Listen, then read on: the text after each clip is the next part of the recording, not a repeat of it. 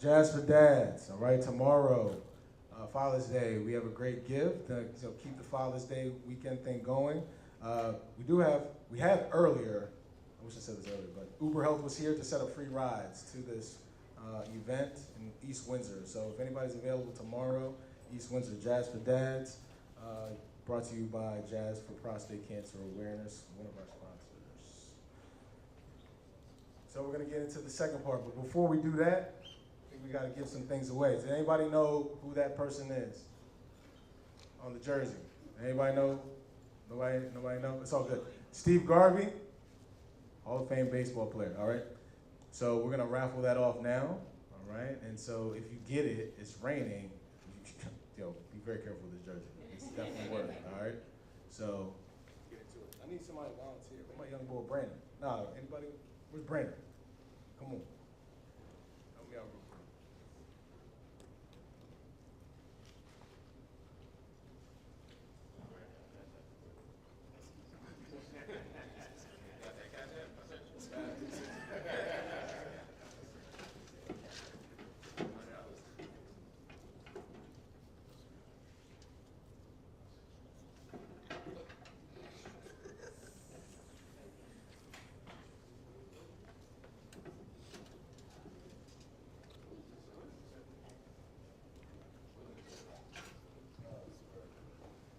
All right, we got number 698-153.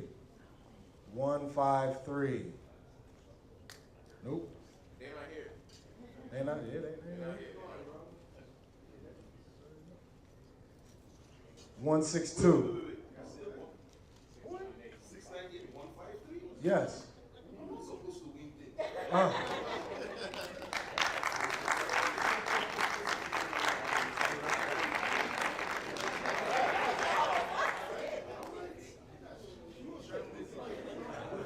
There you go. I mean, yeah, I call it That's you.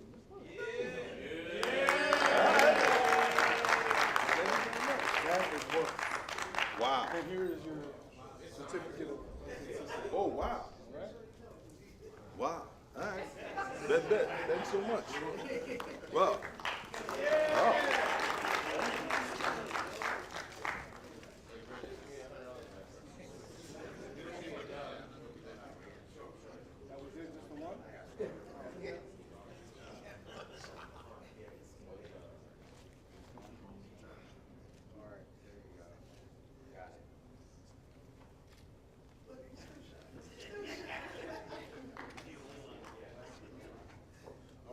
So we're gonna get into our second panel, all right?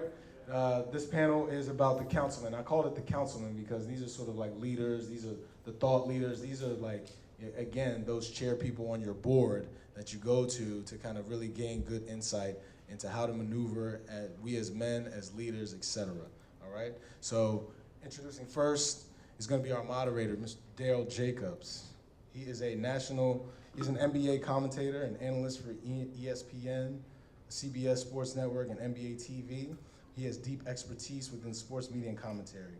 He's the former executive director of the Rising Coaches DEI Alliance, a leading voice in advancing diversity, equity, and inclusion in the coaching profession.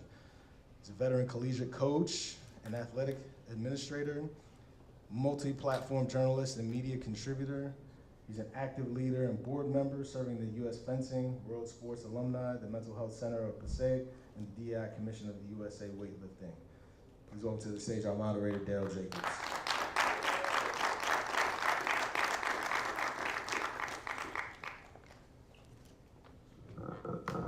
Get this mic down a little bit. I'm a little bit tired.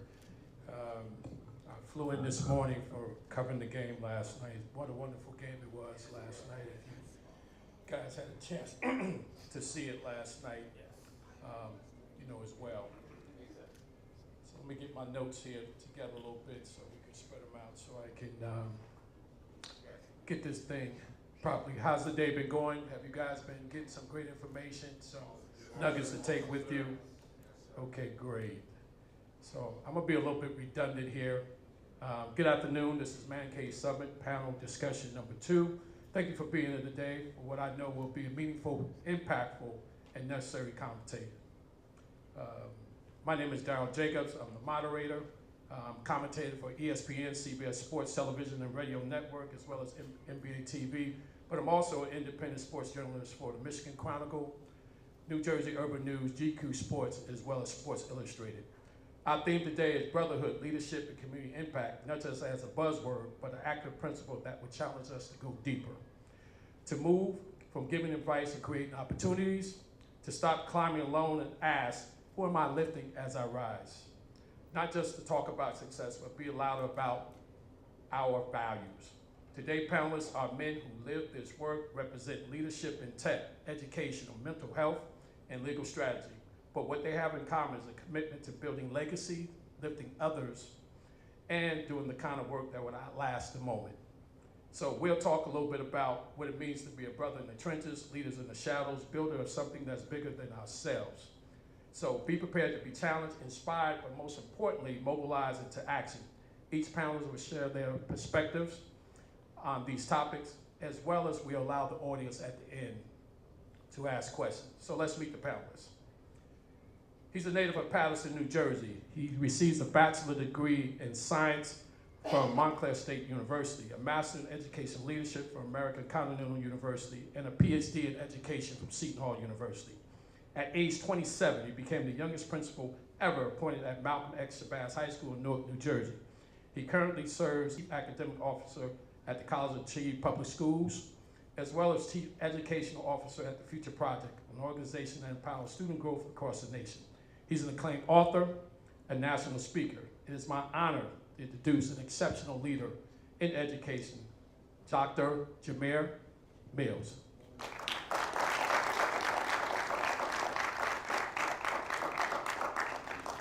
He's Assistant Vice President at Moody Investor Services. He received his bachelor's degree in education from Binghamton University. He's a mentor, spending his time volunteering for such organizations as the Big Brothers and Big Sisters of New York City. Please welcome to the stage, Christopher T. Williams. He is a licensed clinical social worker and the founder and CEO of Modified Wellness. He specializes in ADHD, anxiety, burnout, cultural issues, racial stress, and individual therapy. He received his master's degree in social work from the Adelphi University. Please welcome to the stage, Aaron Moeller. And our final panelist, he currently is Senior Technology Executive at Google. He too is a native of Paterson, New Jersey. He's the author of several books and a sought-after speaker himself. He's an exceptional leader. His exceptional leadership field has made him one of the most respected senior levels executives in corporate America today. Please welcome Michael A. Williams. I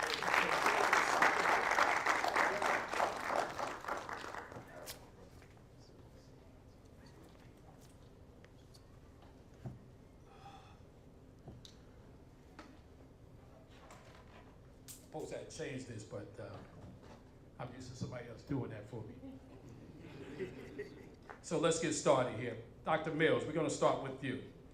My first question is, you turned one of the most violent schools in Newark, New Jersey around into an excellent place of education. What did you have to believe in our kids and the system that didn't work or is working now? What didn't I have, or what didn't they have? What they didn't have. I think that the kids came with what they needed. They were always equipped with just hope, but the adults weren't equipped with the right mindset, right? This belief that ultimately the students that they were serving couldn't do because of the circumstances they were coming from. And so that happens when folks from the community are there for year after year after year and don't experience change, or you have folks that are coming from outside the community that can't really connect with the young people who are coming into the school every day. And so then this attitude, this belief of it is what it is starts to set in. And once that sets in, you start to see young people do whatever it is that you allow them to do. And then the adults run scared. They scatter like roaches, saying like, you're not gonna be able to change it. Whatever's happening will continue. And that turns into a ball of doubt that ultimately destroys students' lives. And so now you get year after year after year of failure, and then there's some bright spots maybe inside of a gym where somebody can score 50 points, or maybe there's 10 students that rank the highest in the school and find their way into universities, but everybody else gets forgotten about. Christopher, this question is for you. You built your career on managing risk. What does it look like for black men to manage emotional, financial, and generational risk in real life? Thank you for that. So when we say managing risk, I think one of the key things that I do at Moody's ratings, we do credit ratings and research in the financial sector. My particular department, business process controls, we put controls in processes.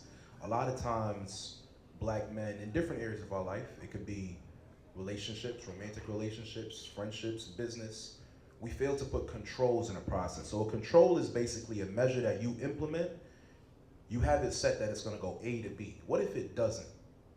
What's that mechanism that you employ in your day, in your relationship, and the way you go about your business, where if it doesn't go according to plan, you're already prepared for that, right? You're already prepared for a multitude of different variances that could happen. A lot of times we're reacting, right? We're reacting in a relationship, we're reacting to finance, and we're not prepared because we don't have the control in place in case it doesn't go how we expected. More than likely, plans are gonna sometimes not always go the way we expected. So it's real important to employ controls, not only in business, but in our lives and how we navigate our lives with people, with our health, with different things. It's basically hedging risk, which is something which is big in finance, right? You're always making sure that you have a safety blanket in case that investment you made doesn't go as planned. It's the same thing with our lives. Good answer. Mr. Muller, we often talk about protecting our peace. What does building peace actually looks like for black men who never knew what calm feels like? So building peace is not this mystical type of Zen. It's really about black men just identifying what is safe to them and really identifying what that is. And it could be very small things. And it's important that they find the space and vulnerability to have that, you know, despite what society say about men being stoic and you should express emotions.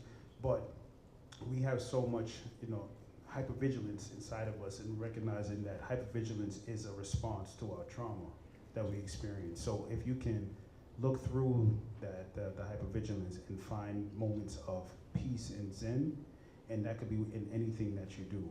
You know, a lot of people say that gym is their therapy. Well, gym is a therapeutic tool, so I'd like to clarify that. That is a therapeutic tool. So for some men, that could be it.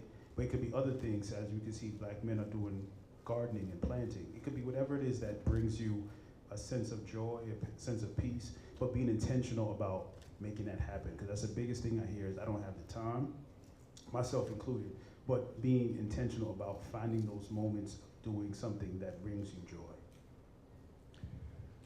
Mike, I want to talk about tech and brotherhood. You led teams across Google, Signia, and IBM. What separates a boss from a true builder of people? Leadership and impact. So a boss is just someone with a title. And what I always say is any one of us can get a title. All of us can be assigned a title. But the person who has impact, and I say this often, leadership and legacy are two things that should be joined together. And the one thing that joins them together is impact. If you're not, you can't have impact without leadership, and you can't have legacy without impact. If you really think about that, that's in your personal life, your work life. So when I look at a boss versus someone who basically brings others up or provides leadership, is really about the person who has impact and the person who's providing leadership. And I think that's important because a boss is someone who gives orders. A leader, a person who's a leader that provides leadership, is someone who also invests in their people, give them opportunities to make mistakes and grow. They delegate effectively. A lot of us like to do a lot of things ourselves. When you have a large team, you have to learn to delegate effectively. That tells you about, and it's a measure of your leadership as well. Dr. Mills, you turned around maybe 25 to 50 campuses during your career. What is the first change a school needs to make if it wants to serve black and brown boys with excellence? So I have these like 5 levers, but in those 5 levers, the first one, which brings me back to what I was saying earlier, is mindset, right? If the adults inside of the building do not believe that it is possible, then we're already starting behind the 8 ball. And it's difficult at times to take, grown people, 50 years old, 55 years old, they've been in this profession for 20 years, they've seen leaders like a revolving door in and out, and nothing has changed, and now you're trying to convince them that, it's possible. And so I like to leverage, and so fear is a unique thing for adults, right? Because when you start to say, if you don't get this right, your family won't eat, people back start to straighten up about, hold on, we might need to listen. So when we say like, this is the last year, the doors will close if you can't begin to believe that it's possible, adults' mindsets start to shift. And so I think that is extremely important to understand that if we can't think and see what the future can be, then ultimately we're gonna fail. And so whenever I go into a school building, I start with the mindset of it all. I give them the reality of what's ultimately gonna be if we don't get this right. And then after that, we start to dig into the second lever, which is the operational structures to make it possible. We talk about, most times when I lecture or talk to leadership does not have to be loud. So I'm gonna put this question to you, Christopher. How do we teach young men the discipline and follow through that can be just as powerful as being in the spotlight? Mike, you had touched the word on it when you talked about leadership in your workplace. It's impact. I think it's impact. Brother, you have been in the sports space for a while, and you've seen players. We're watching this playoffs right now. We're watching 2, what I would say, blue-collar teams from blue-collar markets. But there are guys out there who are making impact. Bigger than Tyrese Halliburton, bigger than Shea, right? We're watching teams play 10 deep, and they're creating impact. It's not loud. It might not be the names you remember, but we're watching guys come off the bench and they're creating impact. I think as black men, we can do the same thing in our communities different ways, whether that's coaching a youth sports team, the role you might take on in a mentorship group at your church. Perhaps maybe you're really big in fitness, you're a former athlete. Your friends, your brothers that you hang around, implore them to maybe every Saturday you work out with them, you lead a workout. It's about to be summertime, doesn't have to be a gym, could be outside in the park. Right now you're uplifting and bringing them to the level that you're on. If you're a well-read brother, you enjoy reading things, you're very privy to what's going on in the news, share that with your friends, with your brothers, the same way you would share that new song that came out, right? I think that we can make impact. First, it starts with making impact in the people that are closest to us, and it doesn't always have to be a platform, an organization, and things of that nature. If we're uplifting the people around us, we'll generally create enough impact that will spread as well. Thank you. Aaron, I've been researching your work, and one of the things I noticed about you, you help redefine strength and how it looks in black men. So when the world still tells us to be stoic and silent, how do we reclaim emotion without losing our edge? Yeah, and that's a big thing when I'm doing my work with black men, is that you want to maintain, however you show up. And I say you don't have to change that, right?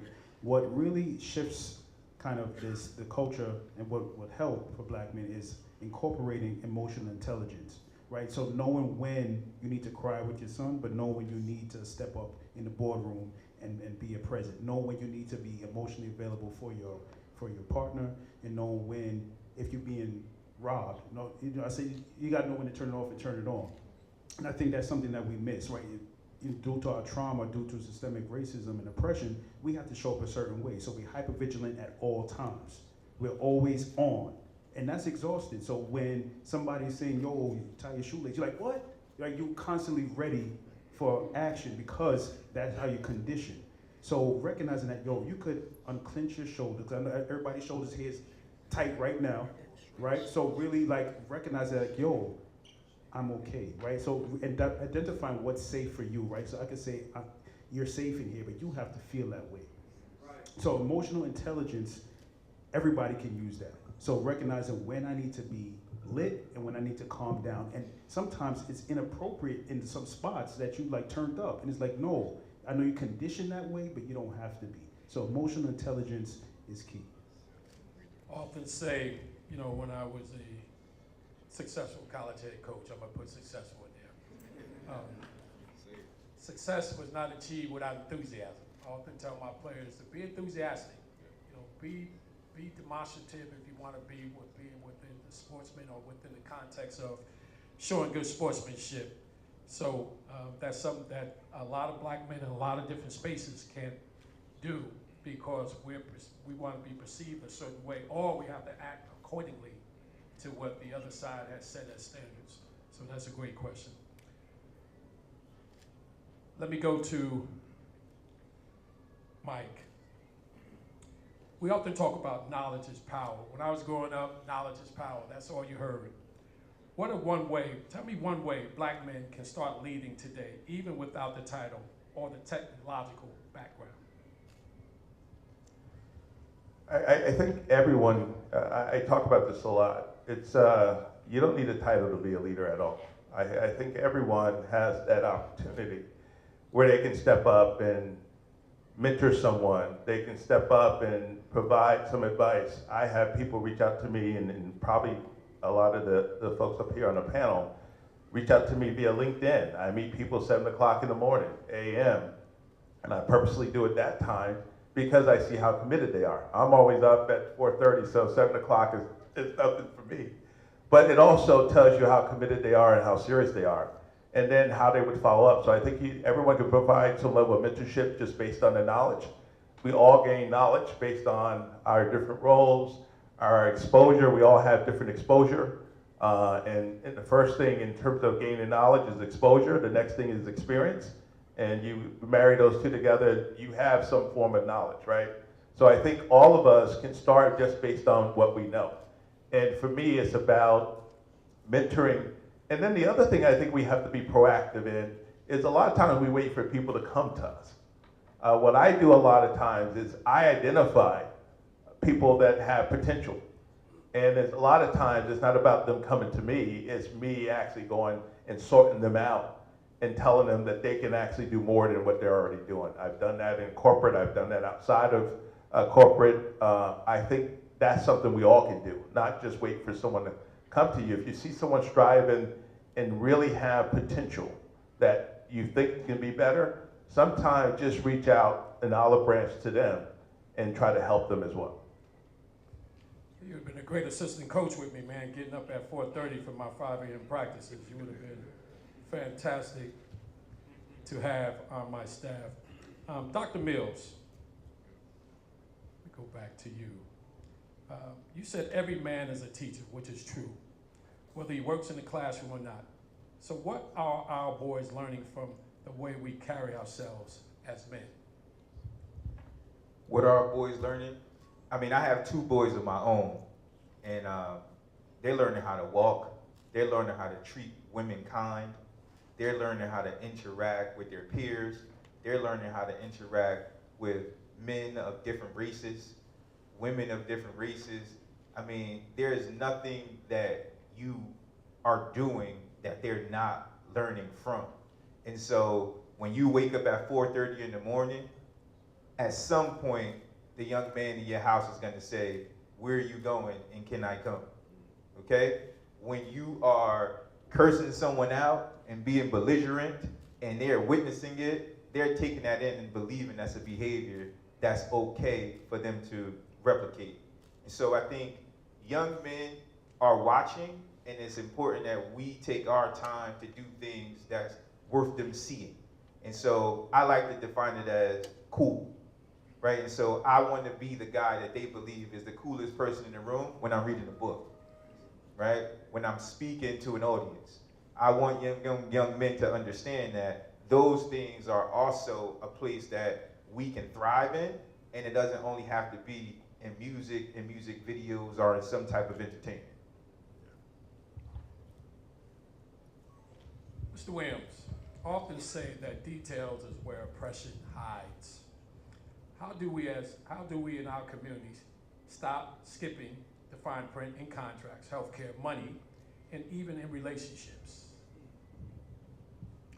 I think oftentimes in our culture, it's okay to have a big picture approach, but I think we also have to start paying more attention to the root cause of things, and that's the details, right? Across the board. Get an idea of what's truly the cause, what is truly the source of, let's say, this political issue in my community, this health issue that's affecting our community, something's going on in the economy. What's really the impact of these tariffs, and how is this affecting different things? You know, we were just mentioning a second ago, Aaron, there's no shortage of information out there, right? We're in the age of information, but the reality is now we have to filter through information. It's easier to obtain information, but there's a lot of, unfortunately, inaccurate information out there because anybody can upload something online, right? So we have the tools to get to the root cause of some of the stuff, to do research, look it up. I think we just have to have the attention span to take time, read, research. Research is the key to get to the details, get to the root cause, and then once we get to the root cause, it's almost like a diagnosis. We could then figure out how we need to apply it or how we need to move in the current state and in the current time. Mr. Moeller, barbershops, basketball courts, back porches, these are therapy rooms. What makes healing sticks when it happens in the community, not in a clinic? Well, in those settings, you feel validated, heard, and understood, right? And you don't feel pathologized, right? So this person understands what you're saying. You don't feel that they're just not listening to you. And that's important for Black men.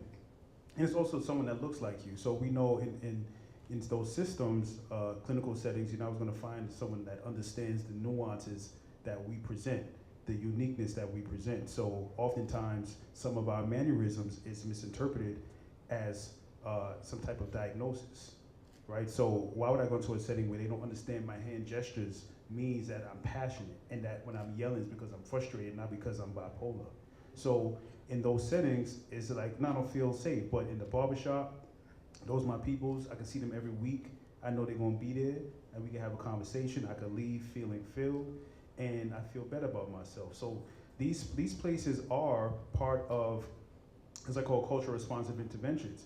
But if we don't have clinicians that understand that, instead of recommending medication all the time, hey, have you considered meeting up with a friend? I'd always say, hey, when's the last time you met up with a friend? Those are part of cultural appropriate interventions, not always medication, but saying, yo, I noticed that you're 40 plus. We know that Black men tend to be isolated as they get older. Why? Because we shy away when we're dealing with different issues. So it's important to connect, right? So encourage, as a therapist, should be encouraging our clients to, hey, make sure you're connecting. Any groups, here's some resource groups.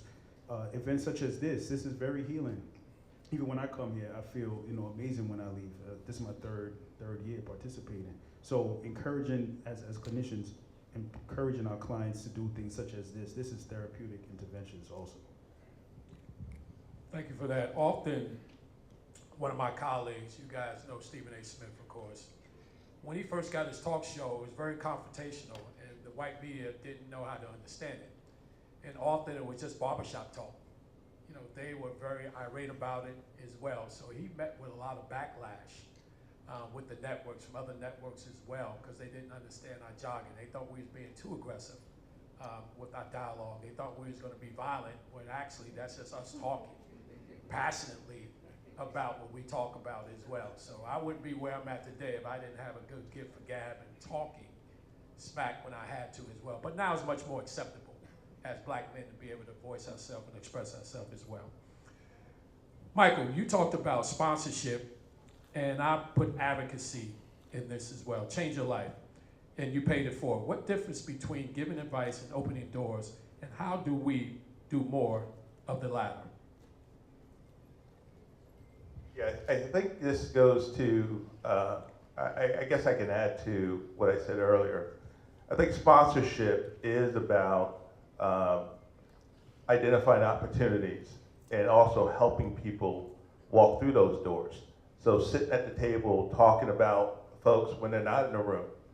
And I think that's the biggest thing. A lot of times we look at mentorship as one thing, but sometimes your mentor can be a mentor and a sponsor.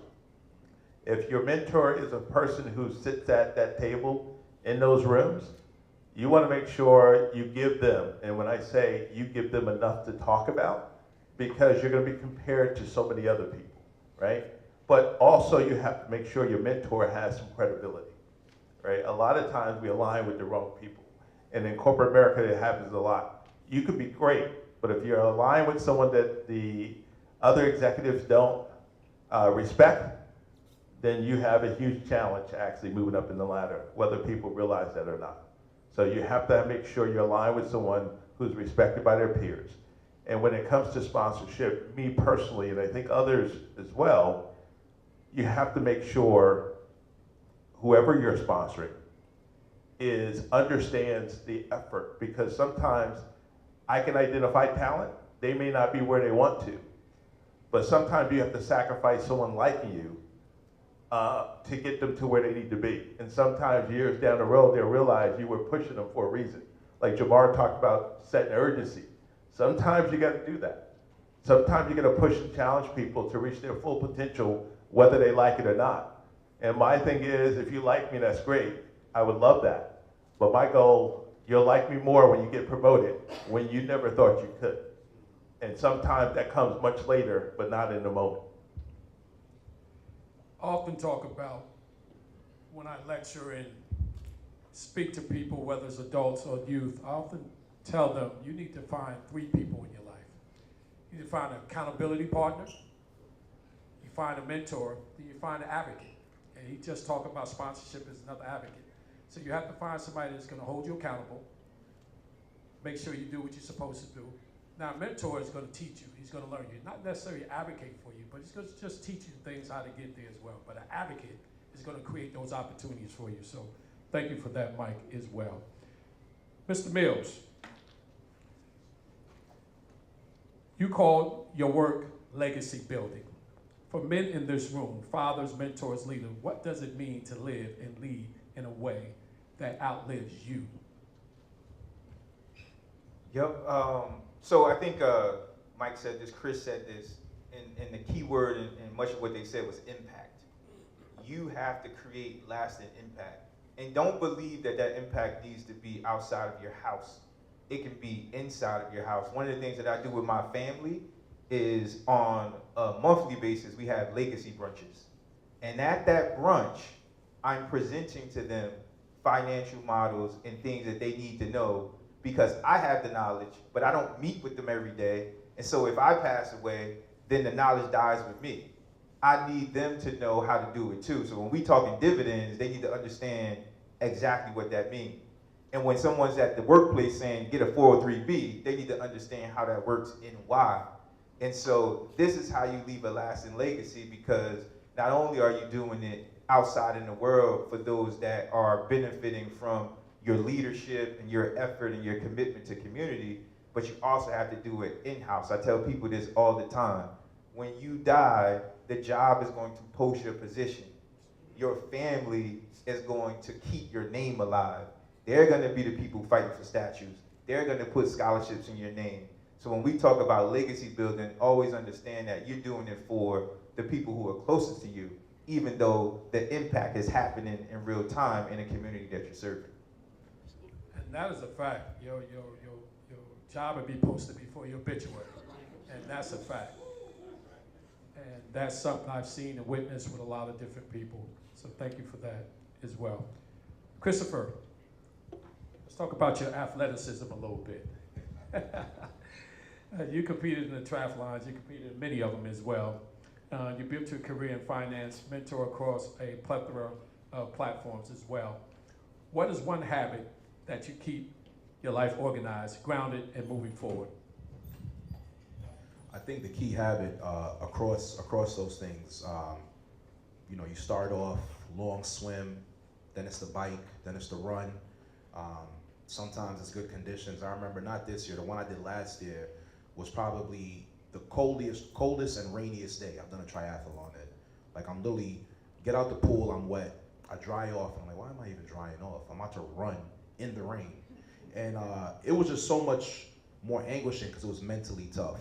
But I think one of the biggest things that carried me through sports, through working in finance in corporate America, many spaces where I've been the only black man, a younger black man too, compared to a lot of my peers. Whether we're out golfing or we're out in the boardroom, and it's like I'm in my mid 30s. These are white men in their 50s who have been in corporate America for some time. I think one of the key things is my confidence and resiliency, my inner confidence and resiliency. And even with the mentorship, like you mentioned, I look to just be comprehensive. When I say comprehensive, I'm not in a single lane, right? So I'm not just someone who works in finance. I'm not just somebody who goes to the gym and does triathlons, right? I'm not just somebody who is doing mentorship in my community, whether that's in Brooklyn, whether that's across the diaspora, whatever the case may be. I'm looking to just be, and Aaron, I think you touched on this also, to be at peace across the board and fulfilled. And I think with that, I go into these different rooms, and because I'm confident and I have the resiliency to push through, I'm not necessarily bothered by the rain, bothered by colleagues who don't understand our culture or our mannerisms, as you mentioned, or bothered by trying to mentor younger college students who could be difficult to reach, like you mentioned. I'm willing to be resilient and push through to the ultimate result.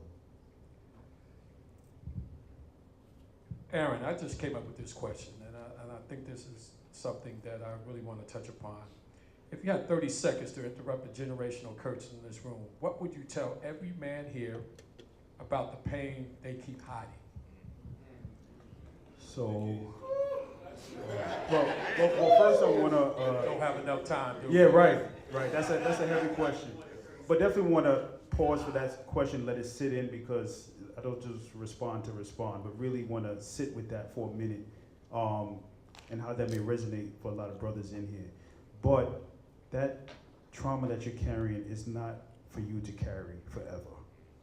So recognizing that you deserve to release that. That those mother wounds, those father wounds, those sister wounds, those brother wounds that you witness is not for you to carry. Right? And that strength that you feel like you need to have is only killing you. So that's why they have those screenings, all them screenings out there, because guess where it's going? Into your body. We manifesting all of that in our body, that trauma. We feel it in our pressure. We feel it in, as you said, our cortisol levels, right? So as a therapist, I talk about that, how it impacts your physical health. So we don't need to carry that. So we're modeling for the next generation about how do we release that trauma that our parents and grandparents had, because it carries on in our DNA. So how do you begin to do that? And this is the first step in recognizing that I need to be in these spaces to build my mental capacity, my mental wellness. And then implementation. What are some things that I can do to start to improve my mental wellness, improve my emotional intelligence? And it looks different for different people, so I wouldn't give blanket statements, but one thing is recognizing if you do need to talk to a professional, recognizing that I need to do that, and doesn't make me less manly, right? Because carrying that heavy load and that strength is not helping you, right? And recognizing that generational trauma carries on and is impacting our finances, our education, and our leadership abilities.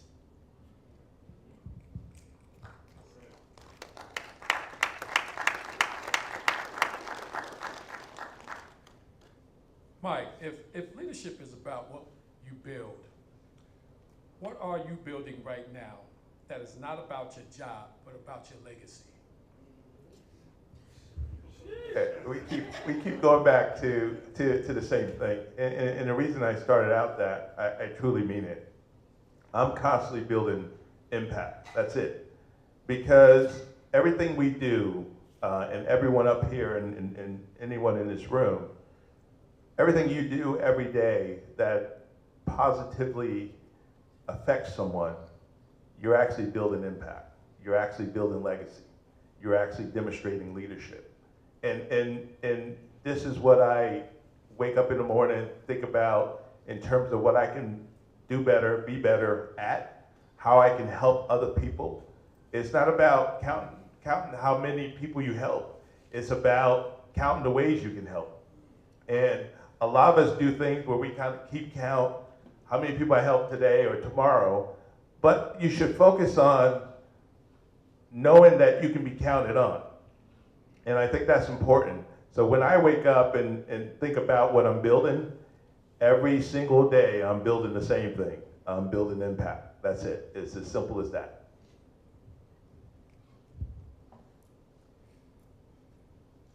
And I'm coming up with these as I go along. I'm just writing them down. As we close this important conversation today, I want us to address something that is too often overlooked or in the shadows until the real harm is done. How do we navigate sex, relationships, and responsibility that comes with influence? Athletes, entertainers, public figures are often portrayed as impulsive, reckless, entitled, especially when it comes to relationships and sex. Let's be honest, too many are falling into the pattern of blurred lines of respect, consent, and accountability. We are seeing headlines of a lot of misconduct far too often, and just not about those individuals. It's about a culture and the message it sends to the next generation. So let's speak on it. How do we shift the narrative? Starting with how we see ourselves and what we model publicly.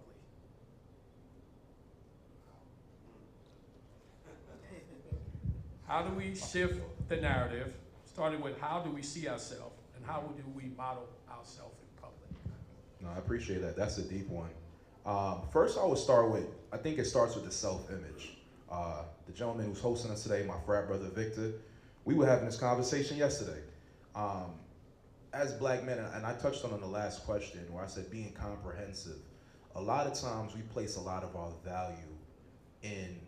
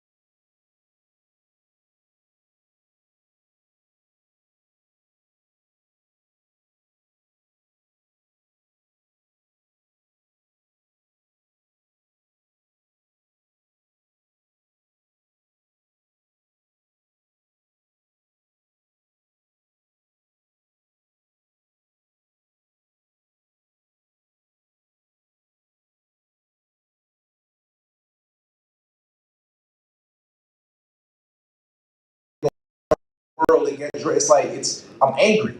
Right. Yes, it's allowing me to push through the set, but I'm upset now. Right. Run down on ops. I don't have any ops. I don't have ops. Maybe when I was like 16, I don't have ops at my age, regular civilians. So same thing. I think this overly sexualized music, we digest that as well, right? And now we over hypersexualize ourselves, and now that impacts how we socialize and how we exchange with women. So part of it it starts with our self-perception. And I think we should really just try to be comprehensive. When I say be comprehensive, I think there's a lot of strong attributes that we just have as men, more so than just our physical dominance towards women. I think when we make that less of the primary thing we lead with,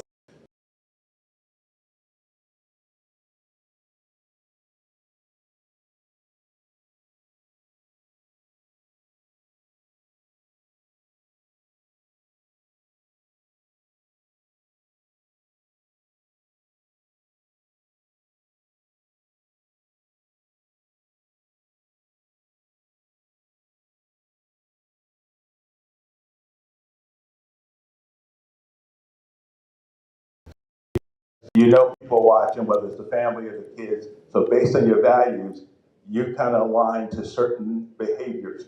You can always be authentically you, but your values are pretty much things that kind of govern you a little bit. But when you're out there doing all these different things in terms of whether it's to multiple women or drinking, smoking, whatever it is, those are traits and characteristics, not values. And I think that there needs to be a differentiation between those two, because my values just won't allow me to do certain things or act a certain way. Let me ask this. We got a lot of young brothers here as well. What real steps can we take to help young people, especially boys and young men, understand consent, boundaries, and the impact of their actions later on? Right. So for I'm a school social worker in Brownsville, Brooklyn. Right. So I'm working with a lot of marginalized youth. And one thing is important is this level of instant gratification that we have now. So in terms of access is everything is so readily available, where saying no means yes. So in a child's development, they're still learning, navigating to push boundaries, but now they don't really understand the ramifications until it happens with those consequences. So I think it's really reiterating and parents and reinforcing and setting boundaries, right? That we want to give our children everything, right? The inner dad in us that didn't get all the Jordans, we want to give it to all our kids now, all that we couldn't get. Right, that's part of that generational trauma as well, right? But part of that is saying yes to everything. There's a level of, even if you could get it, is a level of no. That's still important. I still say no to my kids. I think it's important to know, like, no, or you have to wait, because there's access and there's availability of Instagram that's now become very much porn related, with everything you could. This girl is naked, practically, and then you can DM her. So now there's access to that. So that means that's readily available. So I can reach out and touch, not literally, but figuratively, I can reach out to this person. So the brain is saying that, yo, I can get that if I really wanted to, right? So if I could get that, and if I can get someone in person, pseudo that person on IG, I'm gonna try it with them, right? Or if you saw her dancing suggestively on IG, that means she must want it from me too, clearly, because of my machismo or the man in me, because I have to get it, because that's what a man's supposed to do, right? Because we've been training with, yo, you saw homies, and not saying that, nah, bro, chill.